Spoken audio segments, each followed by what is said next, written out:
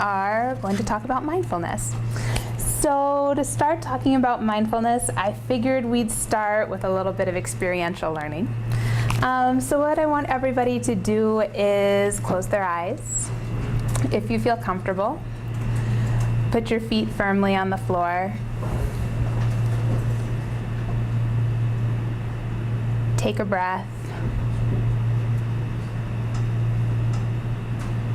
And allow yourself to feel yourself really here in this moment.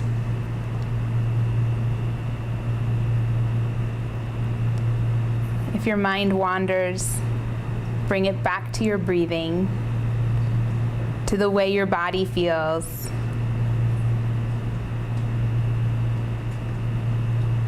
Ask yourself, what is my experience right now?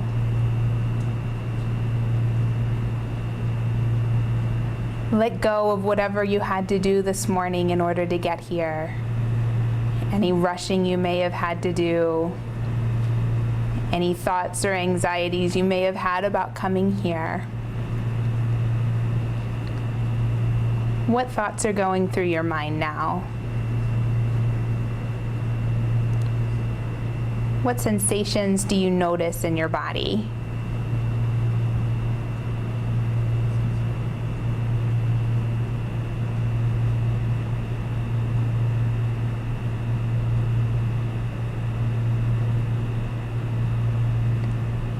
And now turn your full attention towards your breathing. Follow each breath all the way in and all the way out. Become aware of the pause between the in-breath and the out-breath.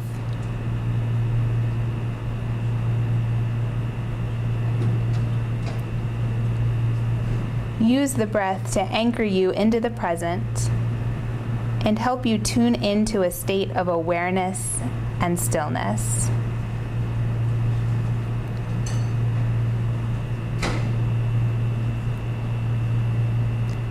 And now expand the field of awareness around your breathing so that it includes a sense of the body as a whole. Your posture, your facial expression, the feel of your body in the chair.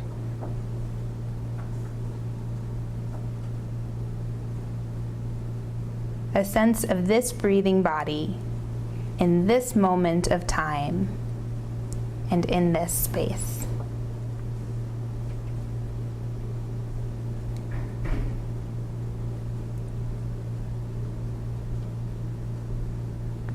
I'll invite you to take one more breath, and then when you're ready, open your eyes.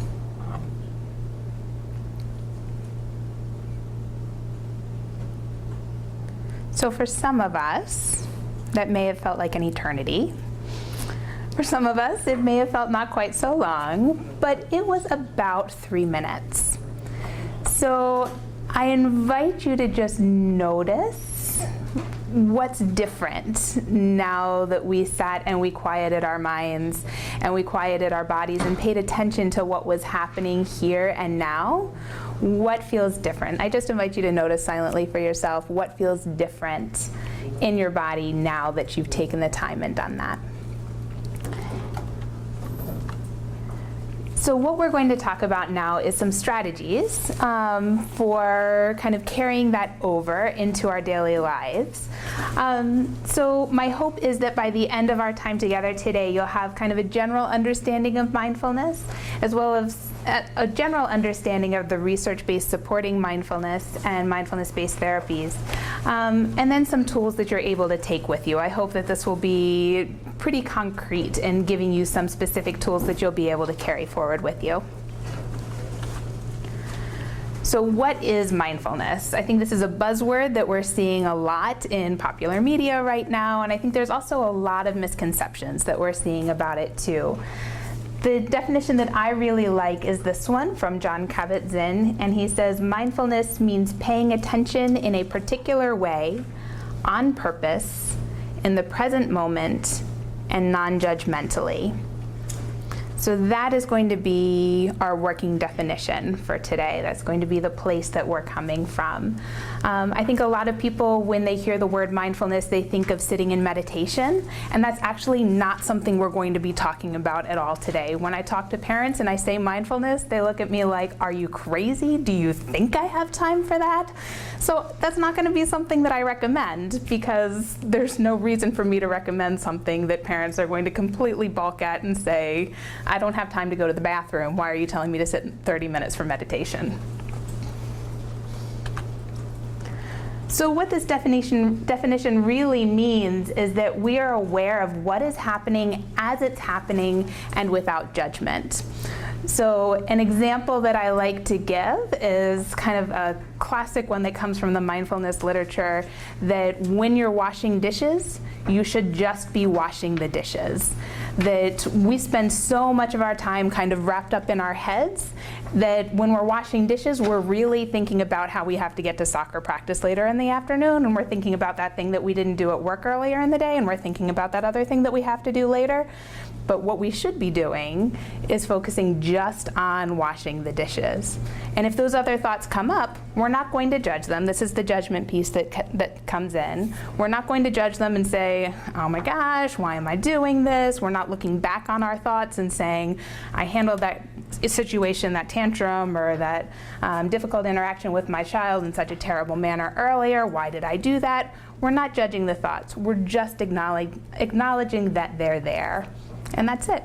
We're just paying attention to what's happening, and we're not making judgments as we notice. So why should we attempt this? So I'm going to get into more concrete reasons, but I love this definition that mindfulness helps us to feel more fully awake in our lives, that it allows us to be more present to what is actually happening as it's happening, so that we don't just kind of miss things that are happening or only remember it when we look back on what happened before, that we're actually present and experiencing our lives as they happen and unfold. I think when we think about interactions with our children, that becomes particularly important, that it becomes really, really meaningful to be able to say, I was able to put my child to bed and really experience this really precious moment with my child. Or even I had a really challenging moment with my child, but I was fully present through all of it, and I know I handled it to the best of my ability. To be able to do that and say that because you know that you were fully there and fully present as it was happening, I think is a really powerful thing. So what's the evidence? There's been a lot of research that's been done on mindfulness over a number of years. And these are some of the benefits that have been shown.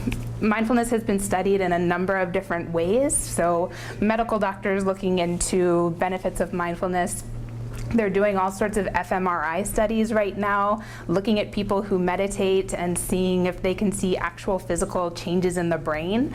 And they're finding that they are able to see those changes, which I think is really fascinating and speaks to how powerful this kind of simple intervention, I say simple, it's extraordinarily difficult to do in practice, but this simple act of shifting our attention can really be in making changes in our lives. Mindfulness as a therapeutic tool really started with mindfulness-based stress reduction at the University of Massachusetts School of Medicine.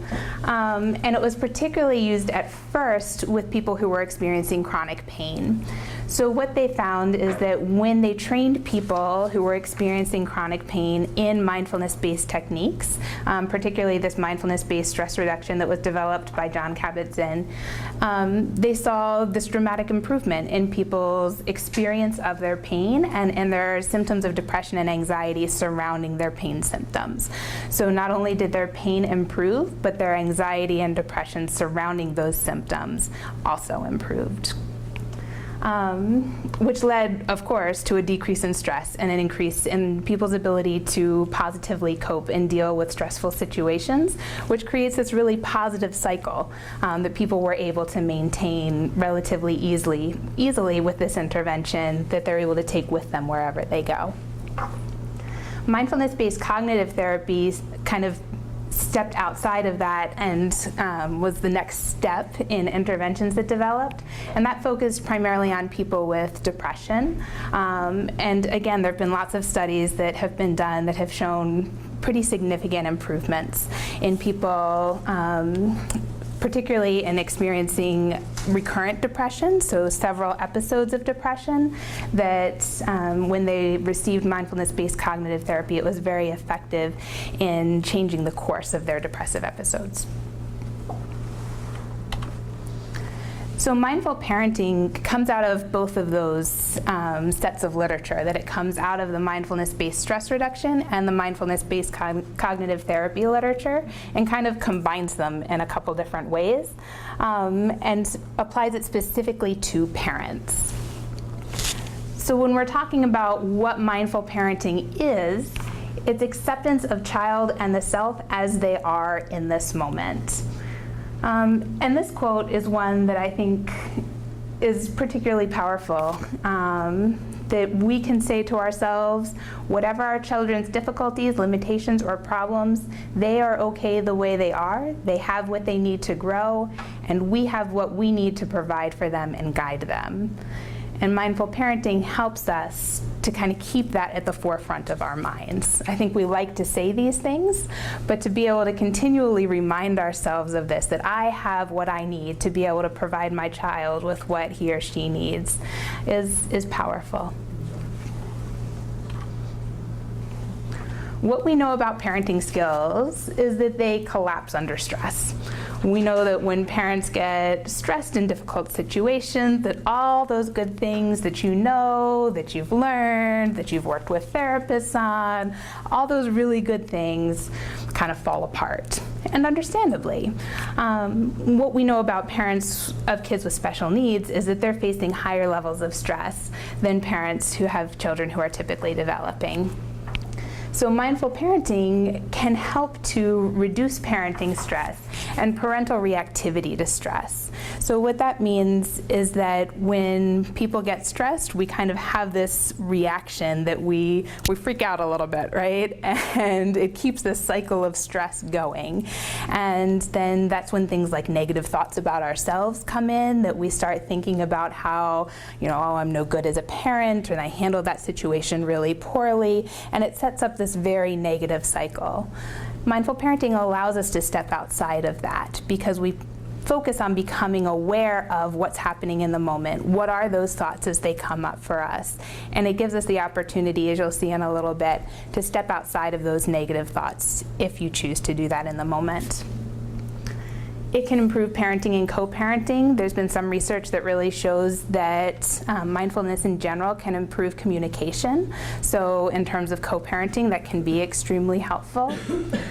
It can reduce parental experiential avoidance, which is a big fancy way of saying that when negative things happen, we want them not to be happening. And so we do lots of things to either avoid them from happening or to avoid engaging with them when they are happening.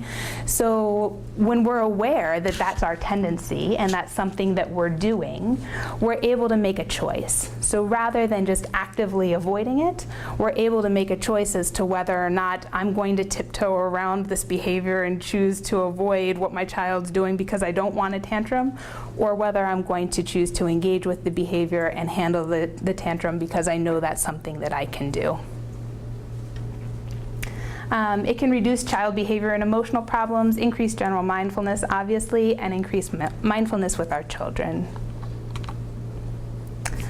Parents may also obviously respond less reactively to parenting stress and take better care of themselves, which I think really speaks to that positive loop that I was talking about, that things become much more positive. We're able to focus not only on on those cycles that are happening in terms of how we're engaging with our child, but also how we're taking care of ourselves in those moments. And I'll get more into things like self-compassion and how we can actively take better care of ourselves in just a moment. Kind of similarly, mindful parenting can help to develop more empathy and compassion for self and for the child, to tolerate difficult emotions more easily in both yourself and the child. So I think, when we think about our kids, they have a lot of really big feelings, which can be very uncomfortable sometimes, especially if we're not used to handling big feelings that may come with a lot of negative behaviors. Or maybe we're just not used to handling those big feelings in general. It can trigger things for us, for things that have happened in our own past that makes it difficult for us to engage in those feelings with our child in a really meaningful and positive way. So when we're able to check in and say, hey, this is bringing up all sorts of stuff for me, once we've acknowledged that, it kind of diffuses it a little bit. And it all starts with really just being aware that that's what's happening.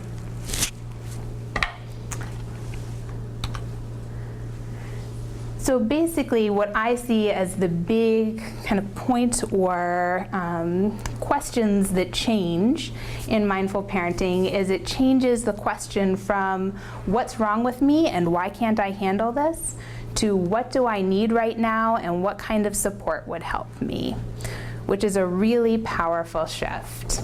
And I think we can think about that in a lot of different situations. So maybe it's being really stressed in the morning, getting the child ready for school. It's a crazy stressful time. You're rushing, you're hating every moment of it, you're breathless getting the kid to school.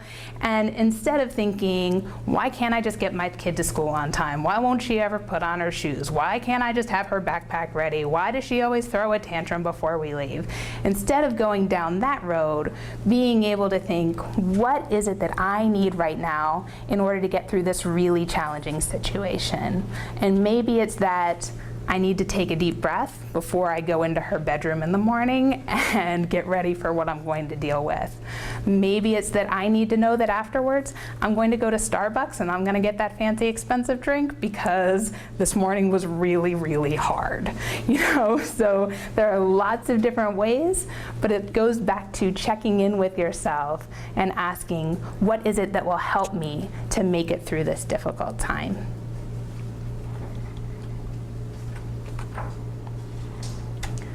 So to kind of connect all these dots of how did this actually happen, because this all sounds really great in theory, but how do we actually apply it and make it work? It comes down to, at the basic level, starting to recognize when signals of stress happen in our bodies. So a lot of times what happens is parents are going to not notice, and not even just parents, just anybody who's interacting with the world in general, is not going to kind of be able to check in and notice what's happening until we're already at that action tendency spot. So something happens, a stressful event happens, and we're already at the point of reacting. So we're thinking, I'm going to, yell, I'm going to blow my top, I'm so frustrated in this moment, or I'm really sad. The situation is just really difficult for me. Whatever it is that is challenging about that situation, you're having thoughts, you're having feelings, you're reacting, but we completely miss all the signals of stress that happen before that. And if we're able to remain in our bodies and kind of remain grounded in what's happening as it's happening in the moment in our body, then we can start to notice. So we're going to do an example. Hopefully that will make it a little bit more concrete. So I'm going to read you an example, a little story. And I just want you to think about how you might respond or what might be happening for you if this was your child.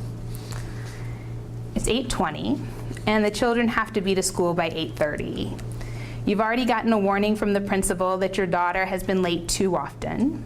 Your daughter has already changed her clothes 4 times because they didn't feel right. She is refusing to put on her shoes or her coat, and your son is arguing about what you packed him for lunch. You continue prodding, but to put the shoes on your daughter's feet, you wrestle her into her coat, and she falls to the floor, kicking off her shoes, crying, "No school, no school, no school." So if this was you were at home, this situation is unfolding before you, what might you start to feel in your body? What does that mean? Tension. Tension where? Everywhere. Yep, absolutely. Everywhere. Maybe in your hands, maybe in your shoulders. Like a surge of adrenaline. And how do you know that? Where does that happen in your body? Like in like my upper body. My lower body. Yeah, like in my arms, and I kind of feel it in my face too. Absolutely, absolutely. So maybe your heart's beating faster, maybe you feel flushed, you feel this surge of energy kind of coming up in your upper body. Absolutely. What else? I get hot.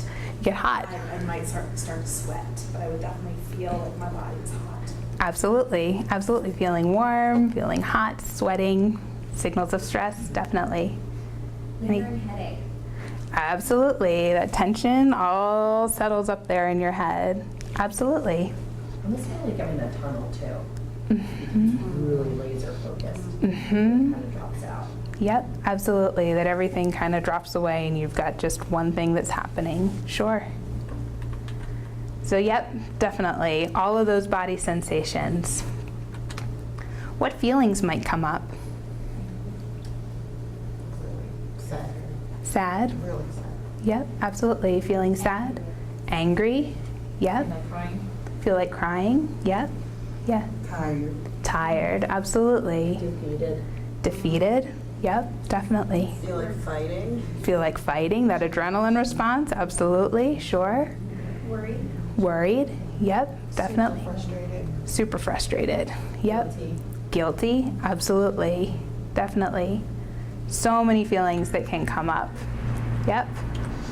What about the thoughts? Say it again. Why? Why? Why is this happening? Why again? Why are we going through this? How am I going to handle this? How am I going to handle this? Giving up. Giving up. Yep. Why does this always happen? I can't take this anymore. I can't handle this. This always happens. And then what's your action tendency in the moment, or what do you tend to do when you're responding? Move fast to like get it done. Move fast to get it done. So come on, we're moving forward no matter what. Yep. Say it again. So you took the mushroom, you did. Yep. What else? Yep. Walk out the room. Walk out the room. Yep. Excellent. Yelling, getting angry at yourself. I feel like spanking his butt. All those action tendencies that come up in the moment when we're feeling angry, guilty, frustrated, sad. Lots of emotions are welling up in our body.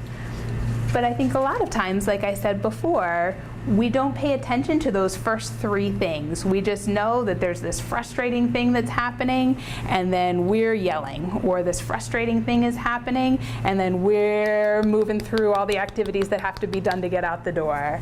And we don't really know how we got there. Does that make sense? Say it again. Blaming too, blaming everybody. Absolutely. Blaming other family members. Well, what did you do? Did you set this off? What? Absolutely. Blaming others for what's happening, definitely. So our goal then is to attempt to acknowledge all of the reactions that we're having non-judgmentally. We want to pay attention to those body sensations so that we can know what's happening, and we want to be able to acknowledge everything that's happening in that moment, not to then judge ourselves and say, this shouldn't be happening, I shouldn't be doing this, but just to be able to say, this is what's happening now in this moment. When we're able to stop and acknowledge the body sensations as the first step, it creates this opportunity because it gives us some space. And it gives us the opportunity to choose how we're going to move forward. If we don't notice what's happening until we're already at that action stage, then we have no chance to change how we're going to react. We have no chance to respond rather than to react. But when we're able to really tune in and check in with our bodies and we know what's happening as it's starting to happen, then it gives us a chance to kind of intervene with ourselves and make another choice. So maybe instead of just moving forward with all of those demands, I'm going to take a deep breath and I'm going to let myself off the hook for getting to school on time. I'm going to say, you know what? It's not going to happen this morning. Or maybe I'm just going to take a deep breath and then I'm going to go in and I'm going to move forward with all those demands anyway and get it done because that's what needs to happen. But regardless, you were in control. You made that choice of what was going to happen, and it didn't just happen automatically without you being fully aware of what was happening. So I like visuals. I'm a visual learner, so this helps me to see it. The stimulus or something that happens could be potentially a negative event. Something happens. What tends to happen is that we have a reaction to it. So my child won't get ready for school and I start yelling at him. What mindfulness does is it steps in between so that it gives us the chance to respond rather than just to react because we are in control. So that same negative event happens, we're able to be aware of what's happening in our bodies, what's happening in the room, and then we can respond because we're in control.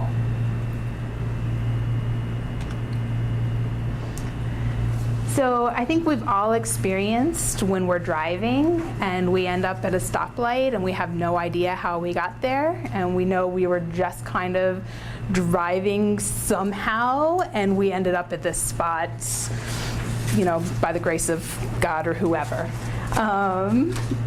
So automatic parenting kind of is taking that concept and saying that we tend to live a lot of our lives by just being on autopilot, that we cook and we're not really paying attention to the fact that we're cooking. Sometimes we parent without really paying attention to the fact that we are tucking our child into bed at night because we're thinking about all the laundry that we have to do and the fact that we need to pack their lunch and the fact that we didn't sign that, you know, school form for them, and did he really do his homework and did he really brush his teeth? I'm not really sure what happened with all that. So our mind is elsewhere, even though we're going through the motions of stepping our child through a bedtime routine or whatever the event may be. So we can't eliminate that. It would not be probably beneficial or functional for anybody to completely eliminate automatic parenting or living in an automatic fashion. But we should give ourselves the choice of being present when we want to be. So if we can make that choice, then we have the power to say, you know what, I need to make that list right now, actually, of what I need to buy at the grocery store later, even though I know that means that I'm not really fully present while I'm giving him his bath. I really need to focus on the things that I need to do. That's okay, because then again, you're in control. You're making the choice of what you're going to be doing. And it's not just your mind kind of taking over and running and running and running and running and running without you giving it permission to do so. Does that make sense? Okay. So I talk a lot when I've run mindful parenting groups, I talk a lot about doing versus being mode. That we spend a lot of our time in doing mode, that we're always running, we're always doing things, we're focused on the task at hand. And our mind, again, is making those lists or is focused on the tasks. Being mode is when we're present and aware of what is happening as it's happening. And the thing about being mode is that we can still get everything done in the same amount of time. The only difference is that we're aware of what we're doing as we're doing it.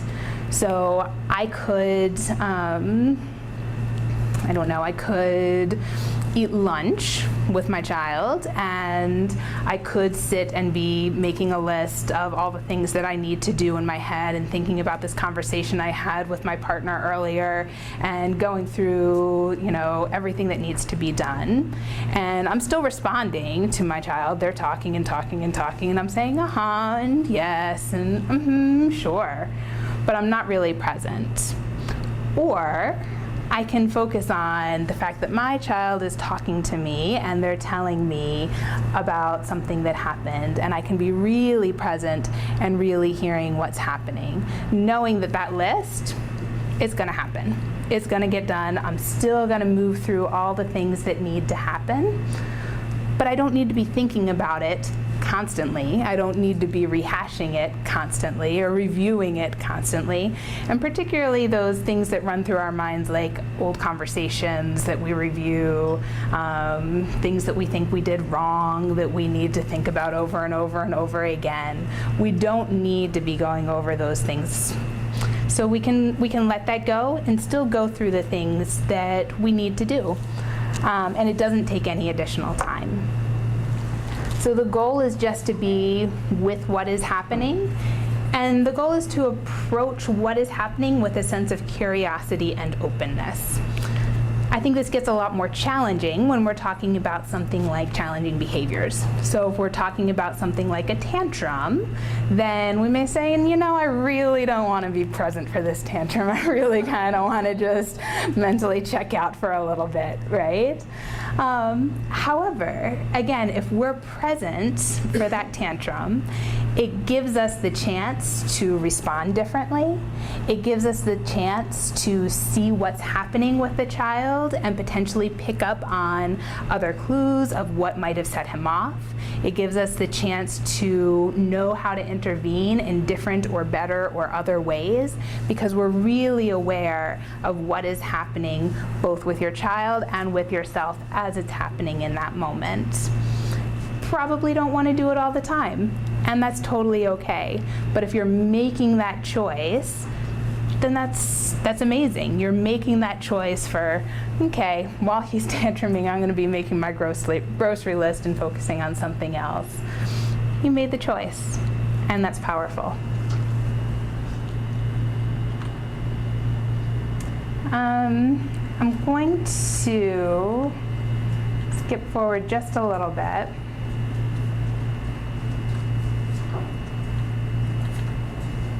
All right, so I like to use acronyms because I think they help us.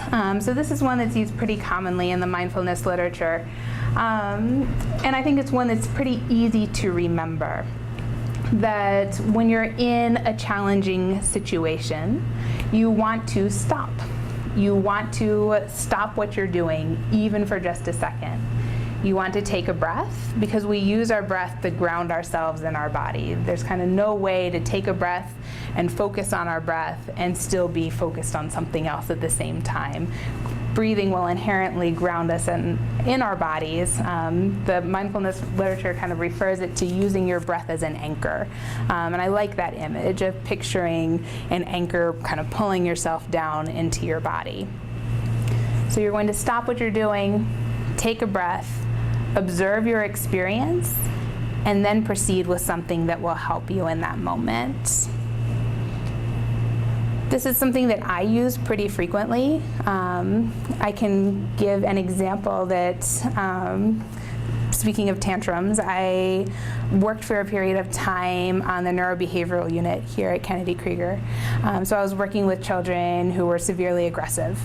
And I had a child I was working with who was taller than me. He weighed a lot more than I did. And he was a pretty aggressive guy.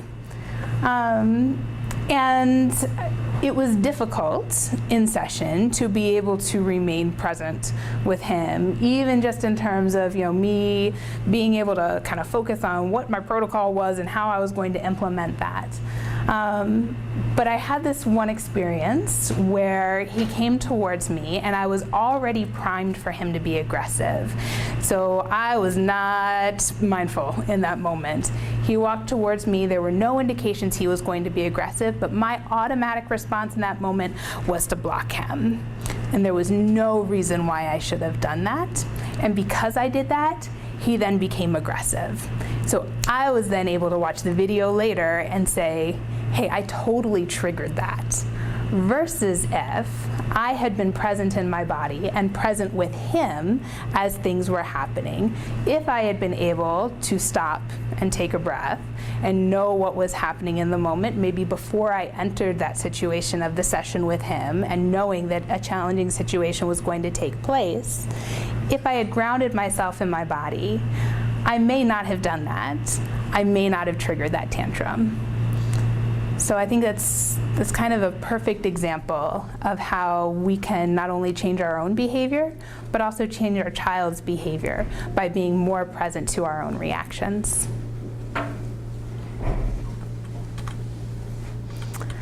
So perspective is something that is important and incredibly challenging. I'm going to read you another little example here, and then we're going to talk about it. So I want you to imagine for a moment that you've just dropped your child off at school when you see a friend running frantically onto the schoolyard, dragging her child by the hand.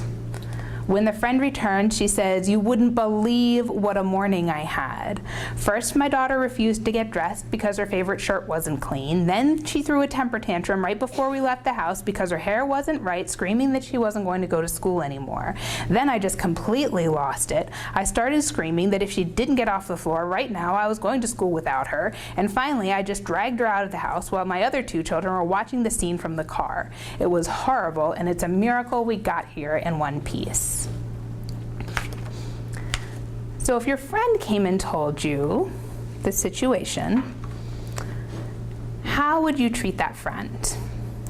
What would your reactions be? What might you feel in your body as your friend comes and tells you this story? Compassion, absolutely. What feelings, thoughts, action tendencies might come up for you? Give her a hug. Give her a hug, absolutely. What else? Like look her in the eye and say I understand. Absolutely. I understand. I get it.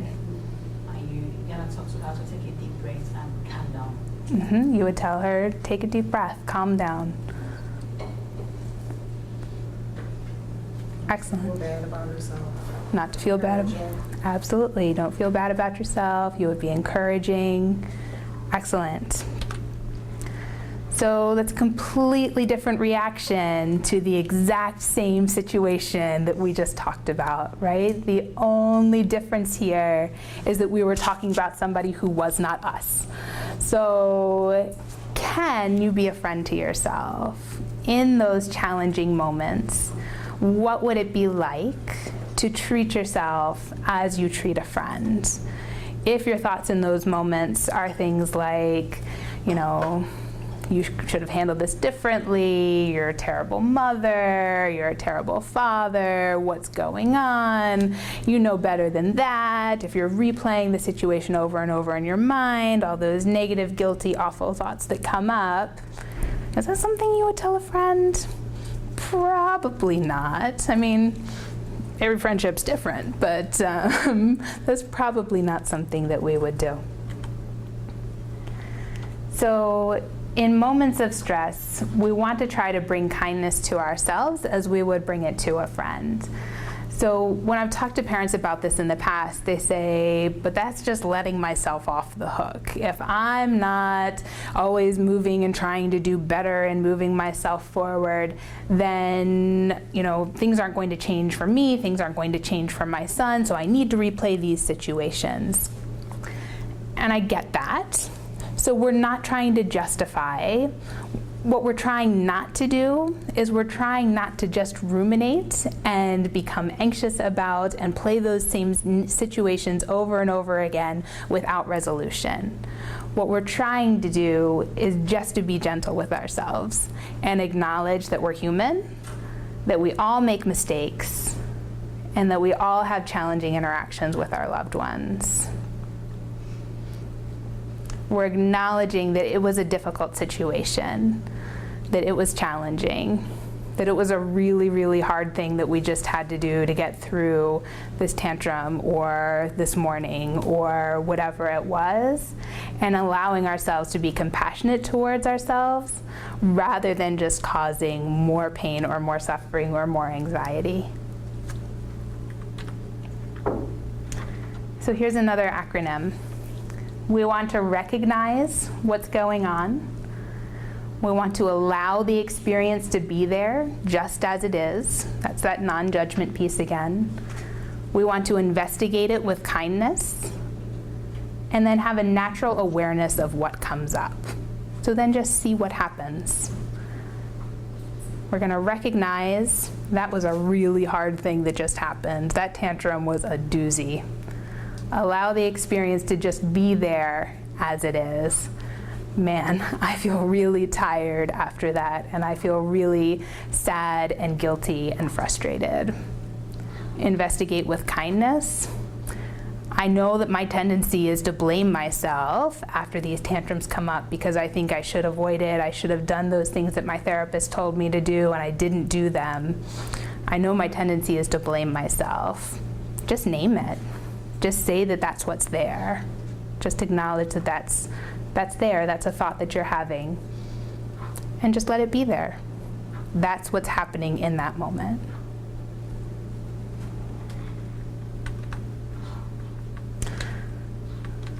So, would you rather admit to fault when working for a harsh boss or a compassionate boss? We'd probably rather admit to fault if our boss was somebody who is compassionate, right? So when we think about this tendency to say, I don't want to just think about what happened, I want to come up with an action plan for next time, I want to be able to change things, that's great. Let's first just acknowledge what happened and what went wrong and how we feel about that and what that situation was like for you. Maybe even acknowledge the things that went right, even if they seem few and far between, because they have to be there. If everybody got out of that situation alive, then it's a win, right? Let's acknowledge all of that's happening, and treat ourselves like somebody who's compassionate, because we'd much rather admit to fault if our boss is compassionate towards us. So Kristen Neff is a researcher who has focused all of her research on self-compassion. She actually has a child who's on the autism spectrum, and she did a TED Talk not that long ago. Maybe it was a little bit long ago at this point, but she did a TED Talk on self-compassion. She talks about a situation she had with her child who has autism on an airplane. I'd recommend looking it up. It's a good one. But she breaks it down in these 3 steps. That we want to have awareness that this moment is a moment of suffering. So you notice these harsh thoughts come up, you have just gotten through this challenging situation.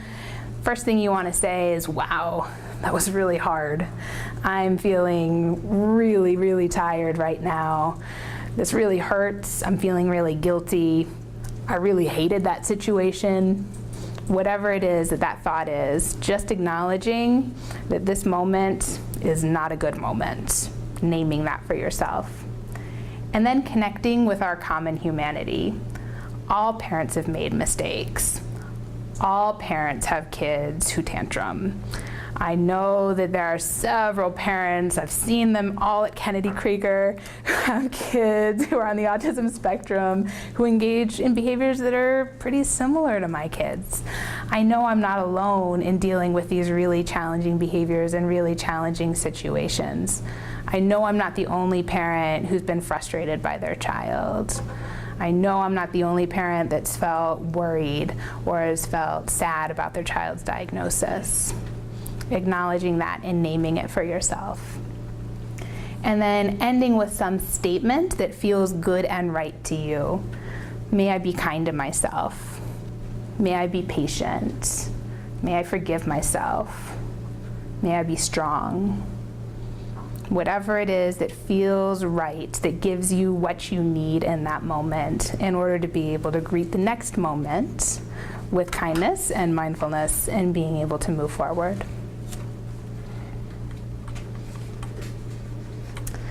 So gratitude is kind of the last piece of this mindfulness puzzle a little bit, that we want to be able to intentionally focus on positive things that may otherwise get lost.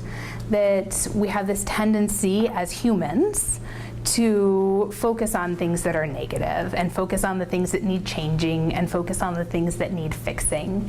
And I think particularly when we talk about children with special needs, we focus on those things a lot.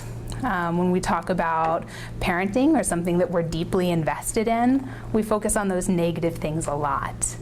So what would it mean to be able to step outside of that and just say, what do I feel grateful for in my child today? What was something that he did that was really new or cool or beautiful, or what made me smile about him today?